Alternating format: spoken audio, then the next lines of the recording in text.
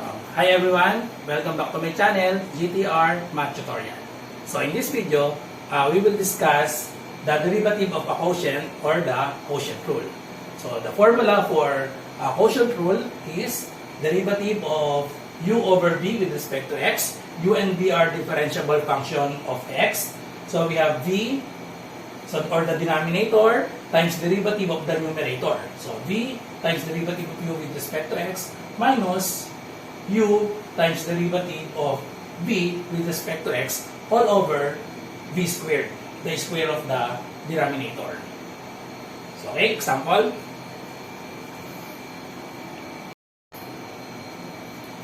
Okay, number 1. Find the derivative of y equals x squared over 3x plus 1. So, we have numerator and denominator or rational expression. So in this example, so the numerator is x squared. So x squared is our u and 3x plus 1, this is our v. So use this formula, derivative of u with respect to v, or derivative of u over v is equal to v times derivative of u minus u times derivative of v with respect to x all over v squared. So apply that formula. So we have y prime is equal to, so the denominator 3x plus 1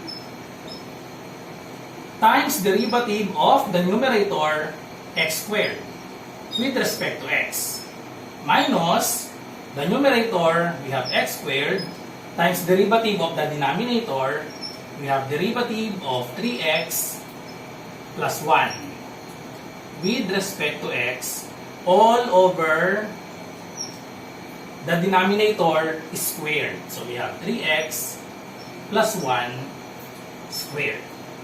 So now evaluate the derivative. So we have y prime is equal to, so just copy 3x plus 1, the denominator. So derivative of x squared, so we have, so that is power rule. So just multiply 2 and x. So 2 times x. And then 2 minus 1. So the numerator or the exponent will be 1. So no need to write 1. And derivative of x with respect to x is 1. Okay, so minus x squared. Then derivative of 3x is 3. And then derivative of constant is 0. So all over 3x plus 1 squared. So just simplify the numerator. Simplify the numerator. So distribute 2x to 3x and to positive 1. So just multiply this. Okay, so simplify. We have y prime or derivative of y with respect to x. 2x times 3x is 6x squared. 2x times positive 1. So we have positive 2x. Then we have minus 3 times x squared, we have 3x squared. Then just copy the denominator, 3x plus 1 squared. So simplify the numerator by combining like terms if we have like terms. So as you can see, we have negative 3x squared and positive 6x squared. So combine the numerical coefficient or add the numerical coefficient, we have 6 minus 3, then just copy the variable x squared. So therefore, the derivative of this expression, x squared over 3x plus 1 is y prime equals, combine 6 minus 3, we have 3x squared plus 2x over 3x plus 1 squared. So this is our final answer. Okay, next example.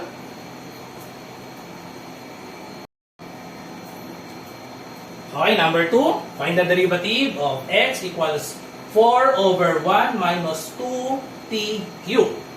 So we're going to find the derivative of x with respect to t, since our variable is t. Okay, so again, we have a rational expression. So we're going to use the quotient rule. So derivative of u over v is equal to v du over dx minus u dv with respect to x all over v squared. So apply the formula. So we have derivative of x with respect to t equals the denominator 1 minus 2 t cubed times derivative of 4. Derivative of a constant with respect to x minus 4, the numerator times derivative of the denominator 1 minus 2 t cubed, or sorry, the variable is t, so we have derivative of 4 with respect to t and derivative of 1 minus 2 t cubed with respect to t all over the denominator 1 minus 2 t cubed square. Okay? So now, evaluate the limits, or the limits, the derivative, sorry. So derivative of a constant, so this is equal to 0. Okay? Derivative of constant is 0. So 0 times this term, so 0 na tong term na to. Okay? Then we have derivative of 1, so that is 0. And then derivative of 2t cubed is 3 times 2, so we have 6t squared times derivative of t with respect to t, so 1. So therefore, we have derivative of x with respect to t is equal to, this term is 0, so we have negative 4 times derivative of 1 is 0, so no need to write the 0, times derivative of negative 2t cubed, so we have 3 times negative 2, that is negative 6t to the minus 1, 3 minus 1, so square. Times dt over dt is 1. Okay, so all over the denominator 1 minus 2t cubed square. So just simplify the numerator. So multiply negative 4 times negative 6, that is positive 24t squared over the denominator.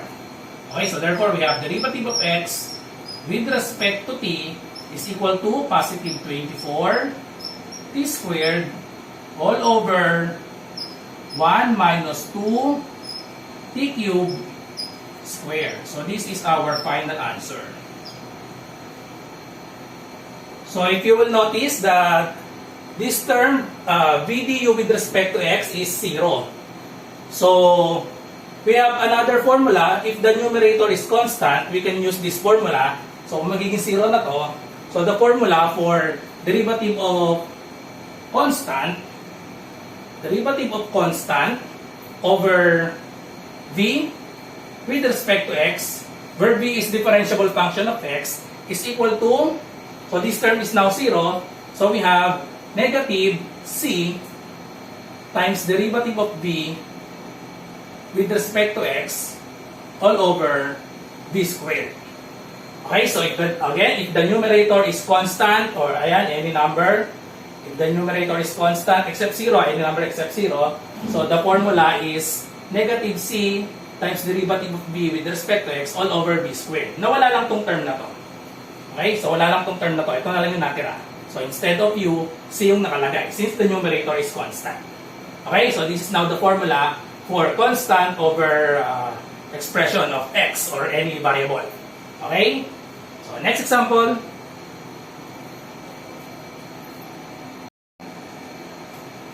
Okay, number 3. F of x equals x squared plus 1 over x squared minus 1. So again, since we have rational expression, so we can use the formula derivative of u over v.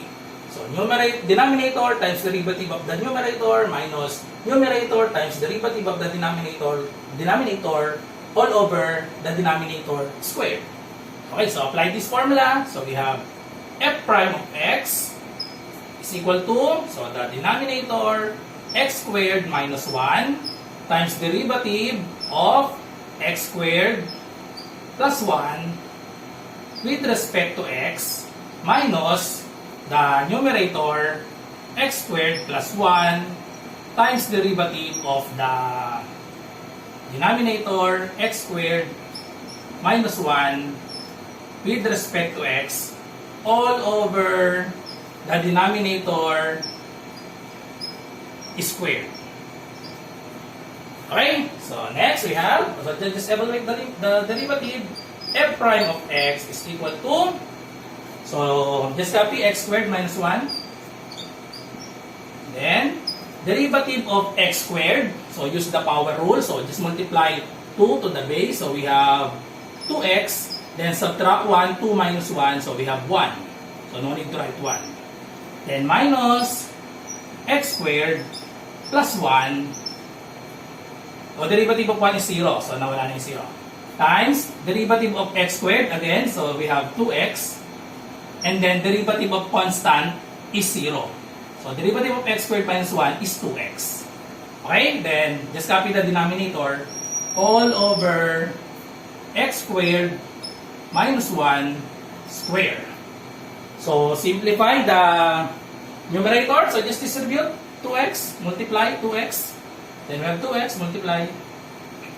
So, simplify. So, we have f prime of x equals 2x times x squared. We have 2x cubed minus 2x times 1, we have 2x.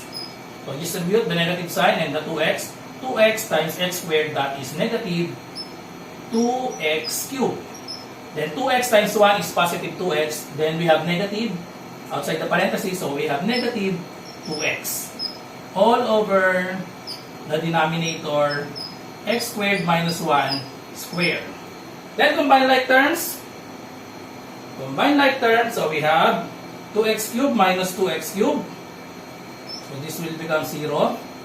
And then negative 2x minus 2x, so that will give us negative 4x. Okay? So therefore, the final answer is f prime of x is equal to negative 4x over x squared minus 1 squared. So this is our final answer. Okay, next example.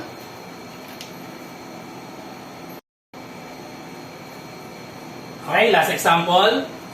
Find the derivative of y equals x over the square root of 2x minus 3. So again, use the quotient rule. So we have y prime is equal to, so just copy the denominator, square root of 2x minus 3 times derivative of the numerator, derivative of x with respect to x, minus the numerator x times derivative of the denominator.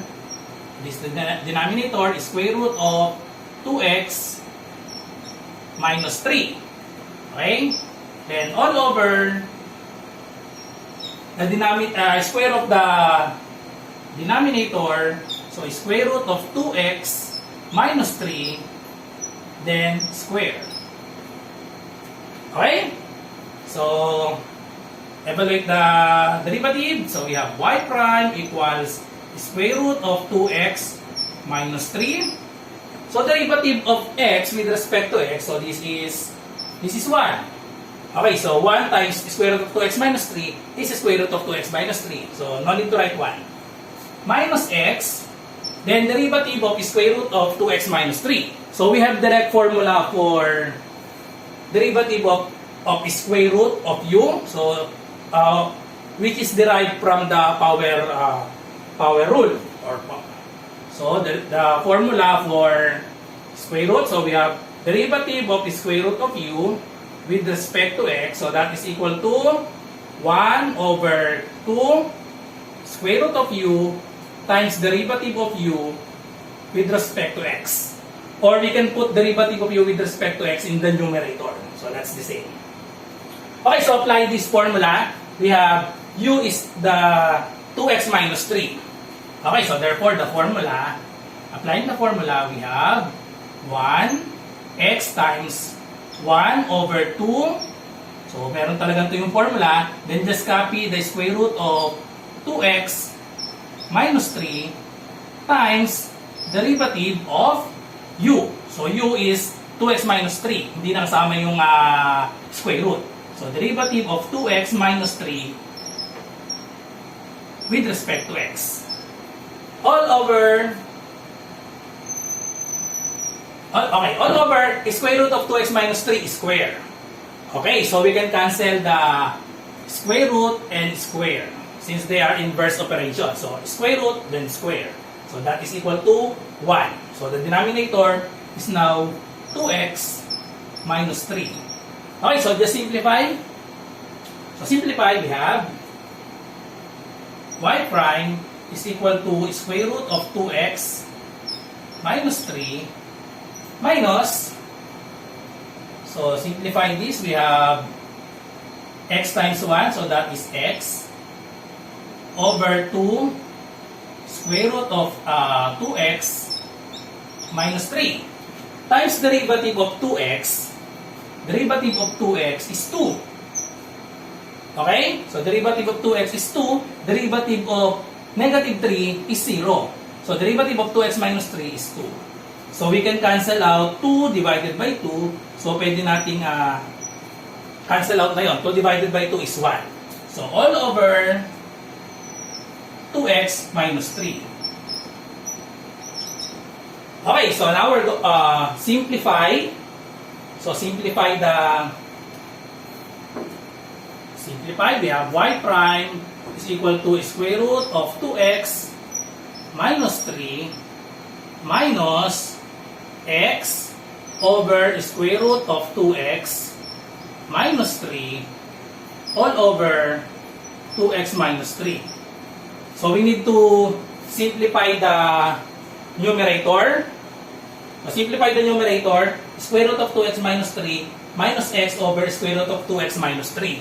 So we can apply this shortcut, the smiling butterfly technique. So if we have a over b plus or minus, so since we have minus, so we have a minus b, a over b minus c over d. So the shortcut in adding a fraction is the butterfly or the smiling butterfly technique. So yan. So 2x minus 3 has a denominator of 1. So this is over 1. So apply this technique so that you can easily subtract this term. So if we apply that, so just multiply this, ayan, cross multiply. Square root of 2x minus 3 times square root of 2x minus 3.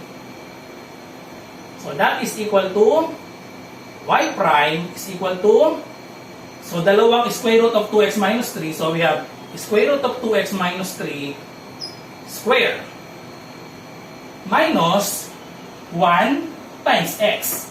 So that will give us x over 1 times square root of 2x minus 3. So that is square root of 2x minus 3, then all over 2x minus 3.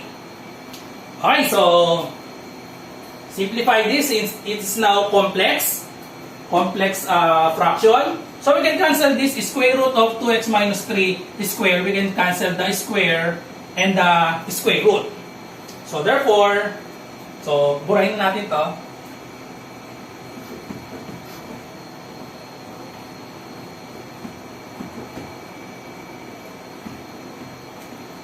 Therefore, we have y prime is equal to, cancel out the square and the square root. So we have, for the numerator, 2x minus 3 minus x over square root of 2x minus 3.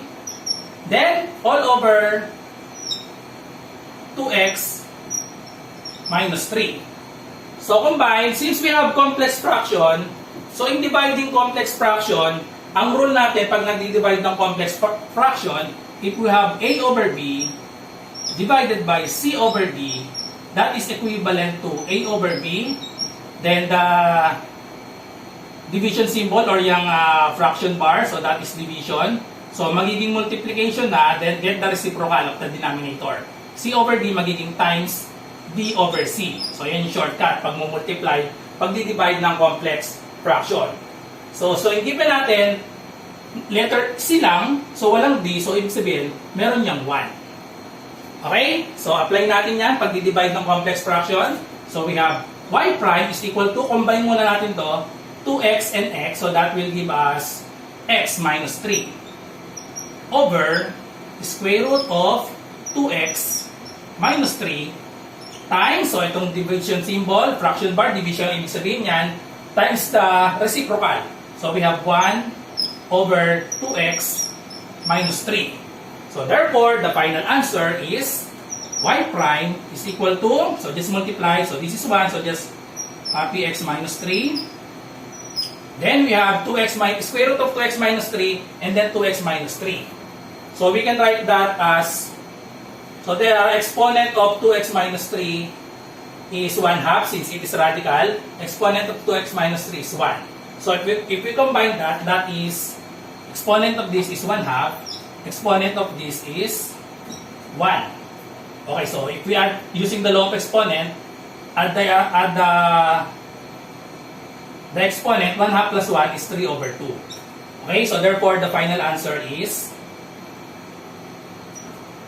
to write 3 over 2 in radical, so that is 2x minus 3 cube, then yung 2, yun yung square root. Okay, so this is now the final answer. Okay, or you can write 2x minus 3 times square root of 2x minus 3. Same pa rin yun. So kung gusto nyo isulat ng ganitong form, 2x minus 3 times square root of 2x minus 3. So pares lang yun. So ito yung simplified na, pinagsama na natin since same base, 2x minus 3 and 2x minus 3. So the exponent of this is 1 half, the exponent of this is 1. So we have exponent is 3 over 2.